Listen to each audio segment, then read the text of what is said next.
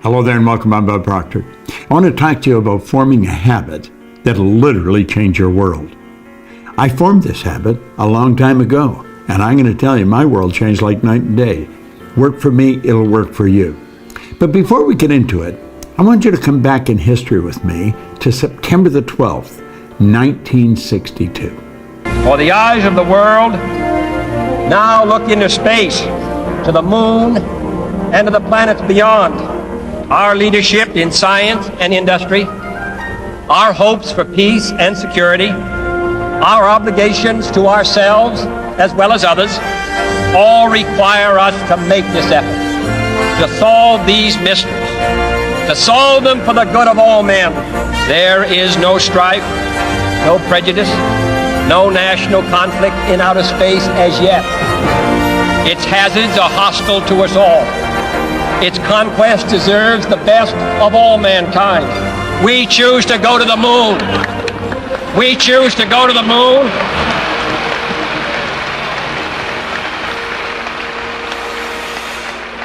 We choose to go to the moon in this decade and do the other things, not because they are easy, but because they are hard.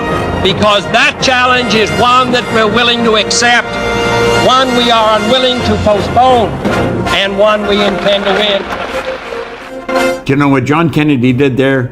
Made a decision. That was a decision. It was a big decision, and it changed everything forever.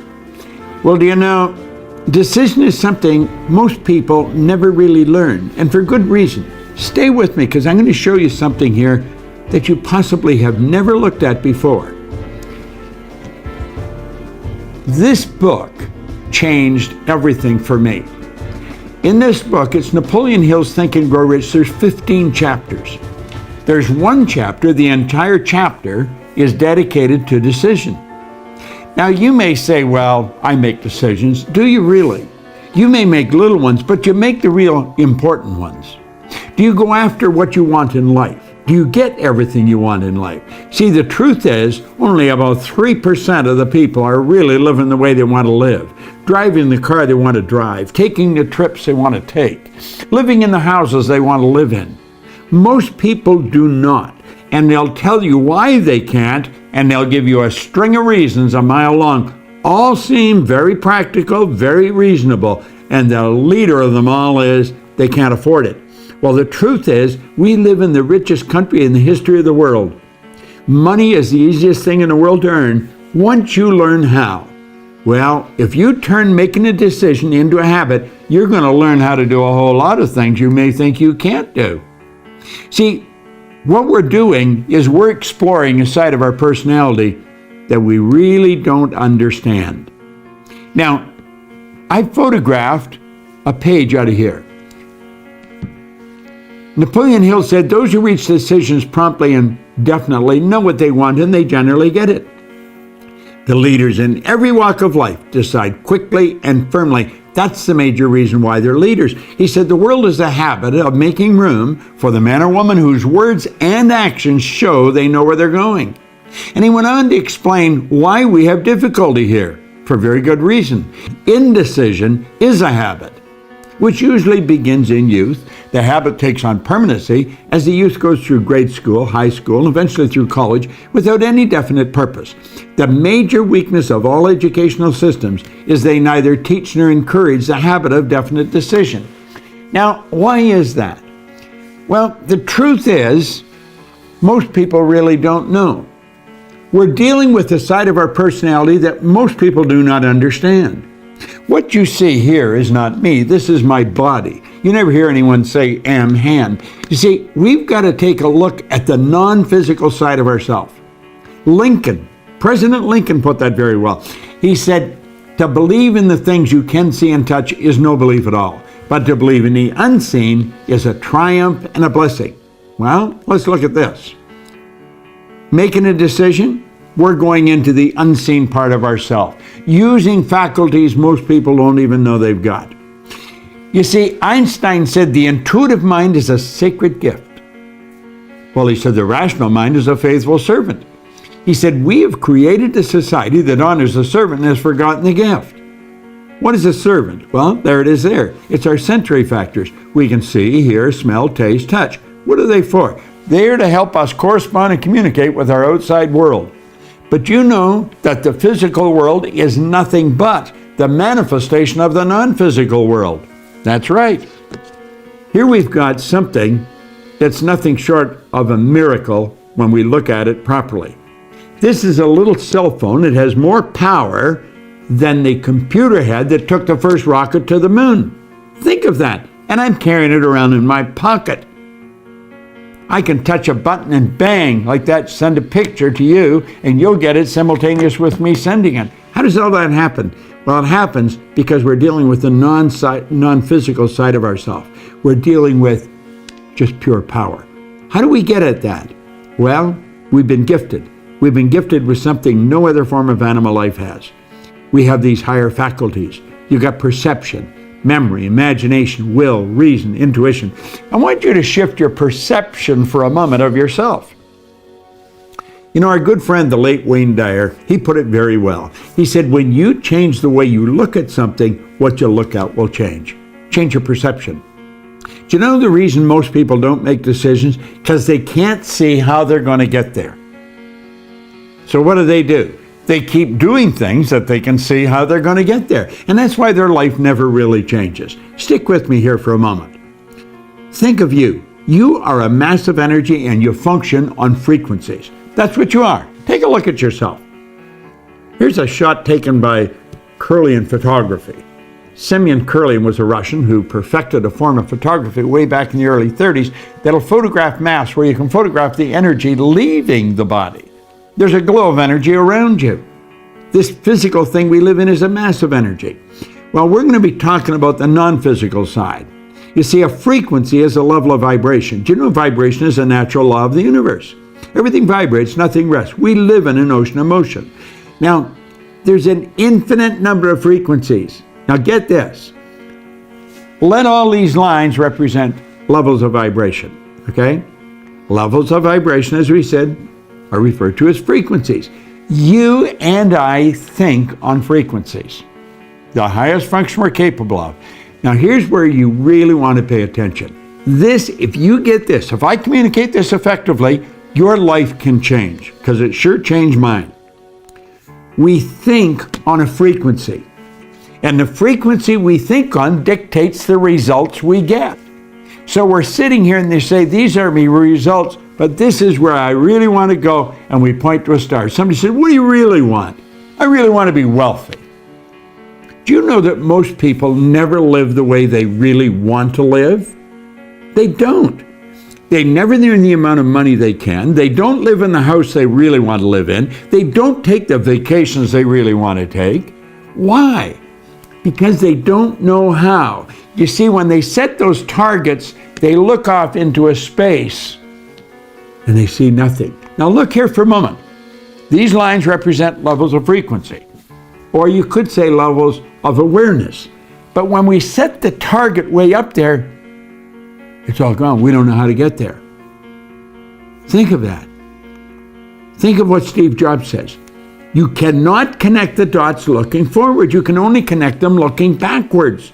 So you have to trust that the dots are going to connect as you go ahead. Now that's pretty big. If you're going to look at the unseen, you have to use the higher faculties. That's what Einstein talked about, the sacred gift. We can use faculties to look into the future. We can go into the future with our imagination and see ourselves where we want to be a year from now, and then bring that into the present and begin acting like the person we want to become. So let's go back and look at this again.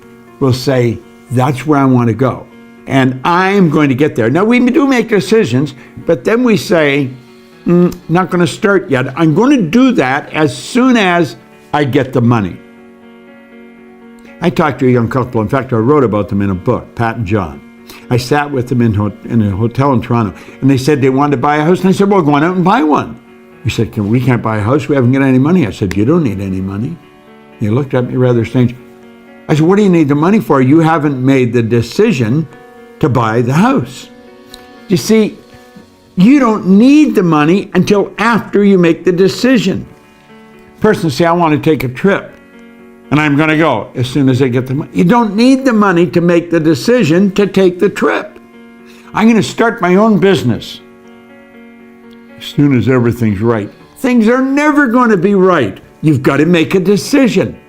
Now, you see, when you make the decision, everything starts to change. Look at this for a moment. You're thinking down here on this frequency, and that's what's giving you the results you're getting. If you want to go where you say you want to go, you've got to get on that frequency. You see, the truth is, you're not thinking about getting there. You're letting the present results repeat, and that's the star you're shooting at. You're going to get the same results over and over and over again as long as you keep your thinking there. You got to get your thinking up on this higher frequency. Because when you get on that frequency, the thoughts and things that are going to come into your mind will take you there. How do you think we got to the moon? Kennedy didn't know how to get to the moon. When he asked Dr. Wernher von Braun, who's considered the father of the space program, what will it take for us to build a rocket, carry a man to the moon, and bring him back safely to Earth? He said the will to do it. The will is one of the higher faculties. That's what Einstein was talking about. The will gives you the ability to focus on one thing to the exclusion of everything else. When you focus on that one thing, you're on that higher frequency. How do you do that? Well, first, you got to make a decision to go there. You see, your mind and thoughts must be focused on the same frequency as your goal. How do we do that? We make a committed decision. That's where I'm going. And when you make the committed decision, that's irrevocable. You cannot go back. You shut the past off. You begin thinking on this higher frequency, and you think and act like the person you want to become. Does it sound preposterous? That's what the Wright brothers did, and they introduced us to a new kingdom. That's what Sir Edmund Hillary did. I had the good fortune of working with him. He was a beekeeper from Auckland, New Zealand. He was the first person to ever climb Mount Everest. He didn't know how to get to the top of that mountain until after he got there. He trusted in the image that he held in his mind. You got to trust in the image you hold in your mind. You got to think like the person you want to become. It takes a decision to get up on that higher frequency. And the second you make the decision, everything starts to happen. You got to believe you can do it. The moment your belief matches with any state, the higher frequency is the state. The moment your belief matches with any frequency, you fuse with it, and this union results in the activation, the projection of the plots and plans and conditions and circumstances. Things start to happen. Think about it. You're going to a dance, you need the new dress. You make a decision, you don't know where the money's coming from, but you've got to have the dress. You get the dress. You want that car, you make a decision, you get the money, you get the car. The moment your belief matches with any state, you fuse with it. And this union results in everything that happens. Now look at this new state of conscious awareness becomes your home from which you view the world. You're operating on a different frequency. Don't expect a lot of support from the people around you. They don't know what you're doing. They probably think you've gone a little crazy. But listen, in your workshop, and if you're observant, you're going to see your outer reality shaping itself upon the model of your imagination. Do you want to know the beautiful truth? This works like unadulterated magic. It does. Is what all our Proctor Gallagher Institute programs deal with. I want you to control the flow. There's thought energy flowing to and through you. It's flowing freely to and through you. Make certain it improves everything that it connects with. You've got all of this power locked up within you.